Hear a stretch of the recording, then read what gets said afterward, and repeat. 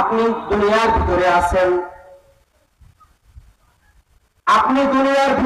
আল্লাহ তাআলার হুকুম আহকাম গুলো 5 পয়সাও দাম দেয় না, মেনে চলতে পারেন না, আল্লাহ তাআলার হুকুম আহকামের 5 পয়সাও দাম দেয় না।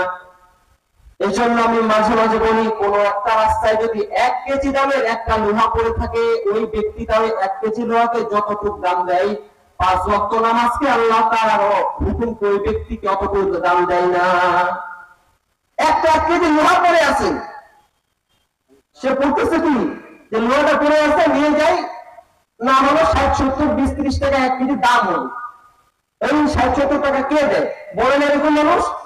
কিন্তু সে যে জোহরের নামাজ, আসরের নামাজ, মাগরিবের নামাজকে 5 পয়সা দাম দেয় না, এটা তার প্রমাণ। কারণ 1 পয়সা যদি দাম দিত বা মনে করতো যে আল্লাহ তাআলা হুকুম আহকাম গুলো মেনে চলা উচিত, তাহলে সে জোহরের নামাজ, আসরের নামাজ, ফজরের নামাজ পড়তে আসতো, ঠিক কিনা?